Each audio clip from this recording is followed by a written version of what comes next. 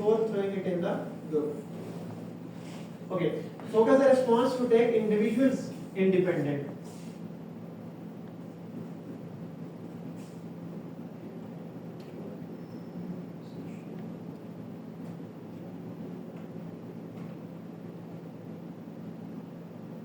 Okay, yes बिल्कुल सही। इसका मतलब है कि आपने इंडिपेंडेंटली इससे पहले कि कोई इंडिविजुअल फोकस ग्रुप में रिप्रेजेंट हो, आप उसे कुछ पहले ही क्वेश्चन दे देते हैं कि वो फिल कर दे। तो उससे क्या होगा, वो अपनी ओपिनियन उस टॉपिक के हवाले से दे देगा। अब जब वो फोकस ग्रुप पे जाएगा तो वो वैलिडेट हो जाएगा कि जो डायमेंशन जिसने मुझे बताई हैं, क्या अब वो उस फोकस ग्रुप के अंदर भी वही सेम डिस्कशन चल रही है, और जो चीजें ये प्रेफरेंस में कह रहा था क्या वही ये अब भी कह रहा है। ये ना हो कि वहां फोकस ग्रुप के अंदर जाकर जो है वो ये कुछ और बता रहा हो, जबकि इसकी लाइकिंग डिसलाइकिंग और हो। और हो सकता है कि ये प्रेशर ग्रुप में आकर, जैसे वो अभी मैं आपको कुछ नाम बता रहा था कि रिलीजन बेस के ऊपर, या जैसे हम कहते हैं कि हम किसी डिपार्टमेंट के अंदर एक ही जैसे लोग बैठे हुए हैं, तो उनके हम कहते हैं कि चूंकि वो इस बात पे एम्फेसाइज नहीं कर रहे तो मैं भी एम्फेसाइज नहीं करूंगा। जैसा मतलब अगर आपने पहले इंडिपेंडेंटली वो चीज बता दी है, सपोज करते हैं कि आपने पहले लाइकिंग बताई, अब जब फोकस ग्रुप में आ तो सब डिसलाइकिंग में थे और आप उसी डिसलाइकिंग में चले गए, तो इससे ये पता चल गया कि एक्चुअल में जब इंडिपेंडेंटली आपसे राय ली गई दैट वाज डिफरेंट, और जब आप ग्रुप में आए तो आपकी ओपिनियन जो है वो चेंज हो गई है। देन है checklist, confronting respondents with item list of brand characteristics, personality traits, benefits. अच्छा, ये भी अगेन वही मार्केटिंग के कॉन्सेप्ट से रिलेटेड है कि आप किसी इंडिविजुअल को जो है वो 10 किसी भी प्रोडक्ट की 5-10 फीचर्स जो है वो लिख के दे देंगे, आप इनमें से कौन सी फीचर्स आपको सही लगती है। तो इसका मतलब है कि उसने क्या किया, उस चेकलिस्ट में खुद को जो है वो इंगेज कर लिया और अपनी लाइकिंग डिसलाइकिंग यहां पर भी उसने मेंशन कर दी है। Then okay, order give room for spontaneous reactions and questioning. अब आप क्या करते हैं कि जो चेकलिस्ट दी है उसमें 10 डायमेंशंस थी, 10 में से 5 फीचर्स आपने कहा है कि ये मेरी फेवरेट है। अब क्या करेंगे, जो फोकस ग्रुप होगा उसके अंदर डिस्कशन ही सिर्फ उन्हीं 5 के ऊपर होगी। लेट्स से मैंने 10 के ग्रुप बनाया, 10 को मैंने सेम चेकलिस्ट दी है। अब सबने जो है वो अपनी चॉइस के हिसाब से बताया है कि ये फीचर मुझे पसंद है, ये एट्रीब्यूट मुझे पसंद है।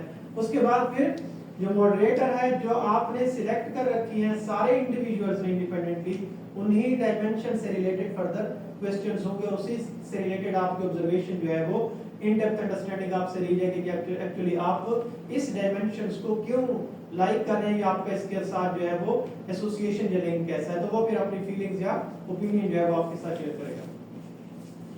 देन है confrontation with stimulus materials, product packaging advertisement, promotional material, ideas and concept. Verbal भी हो सकते हैं, विजुअल भी हो सकते हैं। आप देखिए कि अगर आप किसी इंडिविजुअल को, फोकस ग्रुप को 2 प्रोडक्ट यहाँ पे रिप्रेजेंट कर दें, एक प्रोडक्ट सेम है, यानी उसका समझ लीजिए कि जिस तरह मेडिसिन के अगर हम एग्जांपल लें कि उसका साल्ट जो है वो सेम है, लेकिन बाद में पता चला कि उसका बॉक्स और है, उसकी कंपनी और है, उसके ऊपर जो लिखा हुआ जो टैग है वो थोड़ा सा डिफरेंट है, लेकिन एक्चुअल में तो एक ही साल्ट की मेडिसिन से दोनों। इसका मतलब है कि यहाँ पर आपने क्या करना है कि उनकी बेसिस के ऊपर या उसकी पैकेजिंग की बेसिस के ऊपर, उसके एडवर्टाइजमेंट की बेसिस के ऊपर आप क्या करते हैं, आप उनसे रिस्पांस लेते हैं। अब जो मैंने कहा कि वो प्रोडक्ट की पैकेजिंग, प्रोडक्ट के ऊपर जो है उसका जो जो गाइडलाइंस हैं, या जो उसके इंस्ट्रक्शंस हैं, या जो उसका कलर है, वो आपको किस तरीके से अट्रैक्ट करता है, तो हर इंडिविजुअल उस एस्पेक्ट से उसके ऊपर ओपिनियन देता है। तो उसे पता चलता है कि एक्चुअल में क्या इस एक्चुअल थीम के साथ या इस एक्चुअल सब्जेक्ट मैटर के साथ ये कितना एसोसिएटेड है, ये किस चीज को देख रहा है, क्या ये एक्चुअल कॉन्सेप्ट को देख रहा है, आइडिया को देख रहा है, या इन 3 चीजों के ऊपर, या जो इसकी एक्सटर्नल अपीयरेंस है उसके ऊपर इसकी लाइकिंग डिसलाइकिंग है और इसके ऊपर ये अपनी ओपिनियन देना चाह रहा है।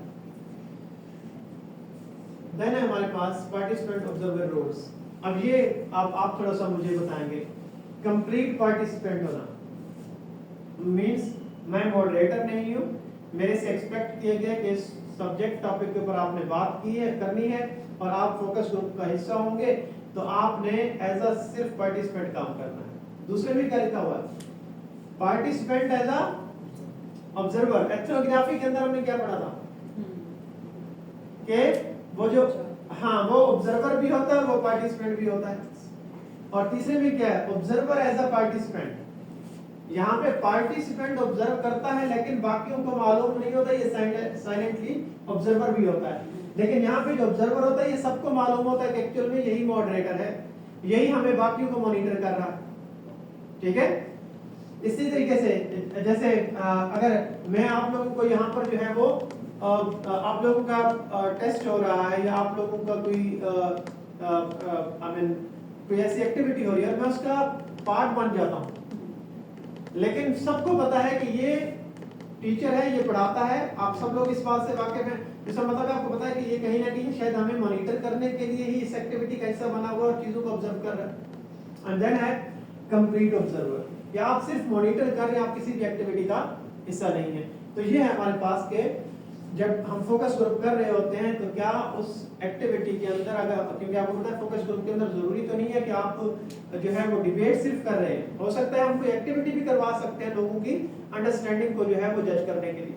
उस सिचुएशन के अंदर ऑब्जर्वर और पार्टिसिपेंट्स का जो है उसको डिफरेंशिएट करने की जरूरत है कि क्या एक टाइम में ऑब्जर्वर पार्टिसिपेंट भी हो सकता है, यस, और एक टाइम में पार्टिसिपेंट ऑब्जर्वर भी हो सकता है। लेकिन एक्चुअल में जो रिसर्चर है, जो रिसर्च टीम है, उन्होंने इसको किस तरीके से डिजाइन किया है, ये जो नेचर ऑफ फिनोमेना जिसको ऑब्जर्व किया जा रहा है एक्चुअल में, क्या उसकी रिक्वायरमेंट क्या है।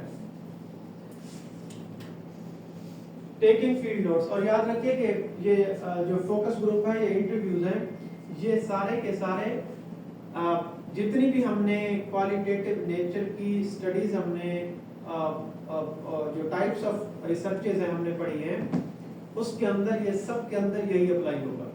लेकिन यहाँ पर ये होता है कि हमारे यहाँ जैसे अभी मैंने इससे पहले वाली ये ऑब्जर्वर और ये वाली, तो ये जो है वो एंथ्रोपोलॉजी, साइकोलॉजी या सोशियोलॉजी की जो स्टडीज है, ये जो एजुकेशन की स्टडीज है, वहाँ पर एक्टिविटीज होती है और एक्टिविटी बेस्ड होती है, तो वहाँ पर इस तरीके से ये लोग इंक्लूडेड होते हैं। लेकिन जब अब हमारे वाली सिचुएशन है जो आप लोगों का एचआरएम से रिलेटेड है या आप लोगों का फाइनेंस से, तो यहाँ पे आप फोकस ग्रुप में रैंडमली जो आपका वो है, जो मॉडरेटर एक्चुअल में वही गाइड कर रहा होता है, वही लीड कर रहा होता है, वही क्वेश्चन कर रहा होता है, वही प्रूविंग कर रहा होता है। ठीक है, और रिस्पोंडेंट का ये समझा जाता है कि ये एक्सपर्ट ऑफ द फील्ड है और ये अपनी ओपिनियन इसके ऊपर देंगे। ओके, सो अब ये बात है कि जब हम फोकस ग्रुप कर रहे होते हैं तो वहां पर हमें साथ साथ में नोट भी कर रहे होते हैं। जैसे हम कहते हैं कि ये क्या है हमारे पास, फील्ड नोट्स है। Write down notes as quickly as possible. अब अगर 10 लोग बात कर रहे हैं तो यकीनन उसके लिए जो है वो आपको जो हमने कहा कि कॉमनैलिटीज क्या हैं और उसके दरमियान में जो है वो जो नॉन कॉमनैलिटीज हैं वो क्या हैं, तो उन दोनों को डिफरेंशिएट करना और फिर अगेन क्वेश्चन करना उससे रिलेटेड। ठीक है, right a full field notes at the very latest at the end of the day. इसका मतलब है कि हर दफा जो है वो आपने क्या करने हैं, इसको जो है वो आपने कंक्लूड करना और फिर मैच करना है कि एक्चुअल में डिफरेंट टाइम के अंदर जो आपने नोट्स बने, अब आप उनको एक तरतीब दे दें, उसको कोई ऑर्डर दे दें। Use A tape recorder if you prefer. अगर आपको ये लगता है कि मैं इसको नोट डाउन नहीं करता तो आप जो है वो उसकी रिकॉर्डिंग कर लें और फिर बाद में उसको पढ़ के उसमें से चीजें जो है वो आप एक्सट्रैक्ट कर लें। सर ये तो बहुत ऑब्सोलीट नहीं है टेप रिकॉर्डर? नो नहीं सर ये बहुत ऑब्सोलीट है सर। हाँ, आप मोबाइल इस्तेमाल करें सर। इसका आएगा, अभी आएगा, नेक्स्ट वाली स्लाइड के ऊपर आएगा कि एक्चुअल में ये जो रिकॉर्डर है अब जो है वो डिजिटल रिकॉर्डर आगे हुए हैं, तो अब तो मोबाइल फोन ही सब कुछ है, इसमें तो आपको नया जो है वो इंस्ट्रूमेंट लेने की भी जरूरत नहीं है। So notes must be vivid and clear. उससे ये ना हो कि आपको लग रहा हो कि जी आपने इंफॉर्मेशन जो लिखी है पता नहीं उस वक्त मैंने जल्दी में लिखी, सबका वैसे भी होता है कि अगर मेरी तरह राइटिंग किसी की अच्छी नहीं है तो बाद में पता चलता है मैंने पता नहीं लिखा क्या था इसमें। ऐसे है ना, कभी हो जाता है ना कि आप जल्दी में कोई चीज लिख रहे हैं, इवन लेक्चर के दौरान में आप लिख रहे होते हैं तो सब में बताया अच्छा पता नहीं ये किस चीज के हवाले से ये बात हुई थी, तो इसीलिए आप उसका कोई ना कोई जो है वो साथ में कोई इंडिकेटर साथ में मेंशन करना जरूरी है। You should not have to ask at a later date what did I mean by that. तो मतलब है कि फिर हमें अगर अभी इस वक्त तो हमारे से निकल गया तो फिर पता नहीं चलेगा कि एक्चुअल में मैंने क्या पूछा था और उसका रिस्पांस क्या आया था। You need to take copious notes so if in doubt write it down. इसका मतलब है कि अगर आपको लगता है कि बहुत सारे नोट्स हैं और बहुत सारे का मतलब ये है कि आपने जिसमें कॉमनैलिटीज बहुत सारी हैं तो अब आप उनको क्या कर लेते हैं, अगर आपको ये लगे कि इसके अंदर डाउट है तो फिर आप उसे कंप्लीट लिखें या उसे डिटेल्ड लिखें। सर अगर मिस हो जाती है इंफॉर्मेशन जो उस बंदे ने दी है तो फिर क्या उसको दोबारा इंटरव्यू करेंगे और उसको लेकिन उसमें आमतौर पर अगर आप ये देखें भी सही तो कोई डायमेंशन ही मिस हो सकती है, कोई एक डायमेंशन मिस हो जाएगी, दो हो जाएगी, लेकिन सब नहीं हो जाएगी। लेकिन जो अभी सबसे सेफेस्ट वे है वो ये है कि रिकॉर्डिंग होगी तो कुछ चीज मिस नहीं होगा। लेकिन रिकॉर्डिंग का बाद में मसला ये होता है कि रिकॉर्डिंग को सुनना इनफ पैथेटिक, मुझे ये लगता है। जब आप उसको सुन रहे होते हैं उसकी स्पीड बहुत स्लो होती है, फिर आप उसे लिखते हैं और आपको पता है मैंने कब ये क्वेश्चन किया था इससे और किस कॉन्टेक्स्ट में ये मैंने क्वेश्चन किया था और इसने किस कॉन्टेक्स्ट में ये बताया था। इसलिए जो वीडियो इंटरव्यूज होते हैं या फोकस ग्रुप्स होते हैं तो उसके अंदर तो लोगों की जो है वो एक्सप्रेशन भी पता चल रहे होते हैं कि एक्चुअल में ये पॉजिटिव में कहना चाह रहा था, ये नेगेटिव में कहना चाह रहा था। ठीक है सर, अगर हम नोट भी कर लें जी और सेफ साइड रिकॉर्ड कर रहे हो, क्योंकि जैसे ये कह रहे हैं हमें लगे कि कुछ मिस हो गया तो वेरीफाई वो हो जाता है आपका। मतलब बाद में सिर्फ उसको इस पॉइंट सिर्फ सुना जा सकता है, इस सेंस में आप रिकॉर्ड ना करें उसको, अपना टाइप ना करें।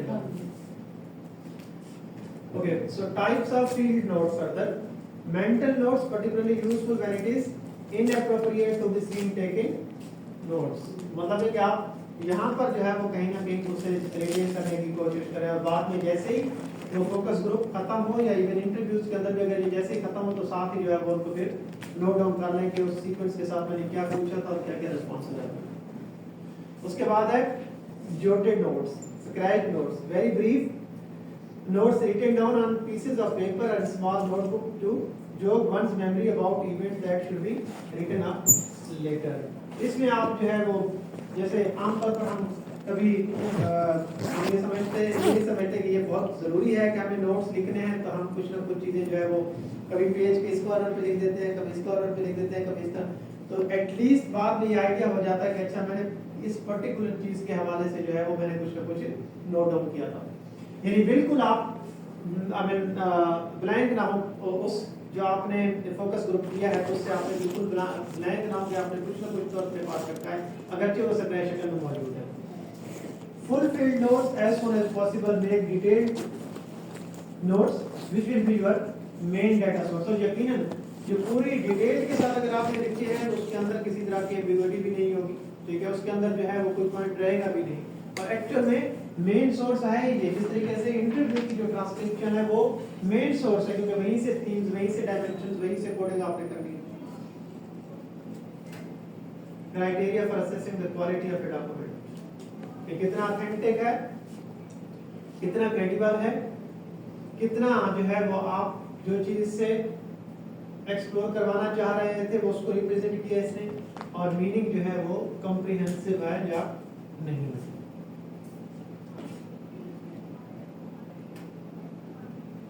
अच्छा, समटाइम आप ऑब्जर्वेशन भी होती है। एक ऑब्जर्वेशन ये होती है कि इंडिविजुअल्स की ऑब्जर्वेशन, एक होती है कि डॉक्यूमेंट से आप ऑब्जर्वेशन लेते हैं, यानी आपने रीड किया किसी डॉक्यूमेंट से और उससे आपने किसी इंडिविजुअल की, किसी राइटर की, किसी इंस्टीट्यूट की जो रिपोर्ट्स है उससे आप अपना ऑब्जर्वेशन जो है वो ले सकते हैं। तो उसमें ये कहा गया कि एक्चुअल में जो आपके डॉक्यूमेंट्स हैं या रिपोर्ट्स हैं, चाहे वो ऑफिशियल डॉक्यूमेंट्स हों, कंपनी के हों, गवर्नमेंट के हों या मीडिया की रिपोर्ट्स हैं, तो वहाँ से उसमें इंटरव्यू भी हो सकते हैं, उसमें इमेजेस भी हो सकते हैं, विजुअल्स भी हो सकते हैं, तो वहाँ से भी आप जो है वो एक्सट्रैक्ट कर सकते हैं, वहाँ से भी आप जो है वो डाटा यूटिलाइज कर सकते हैं। और उसके उसने कुछ टाइप्स बताई है कि ऑफिशियल स्टेट डॉक्यूमेंट्स हैं, जैसे यहाँ पे लिखा हुआ है कि महमूद रहमान कमीशन है FI report on sugar wheat crisis के ऊपर, ठीक है। ऑफिशियल कंपनी डॉक्यूमेंट्स होते हैं और जो न्यूज़पेपर के, मैगजीन्स के, रेडियो, टेलीविजन, फिल्म्स वगैरह की जो इंफॉर्मेशन होती है वो भी आप ऑब्जर्वेटरी तौर पर यूज कर सकते हैं। So this was all about the focus group, जो कि हमारे पास सेकंड डाटा कलेक्शन टेक्निक थी। फर्स्ट हमारी इंटरव्यूज थी और सेकंड फोकस ग्रुप।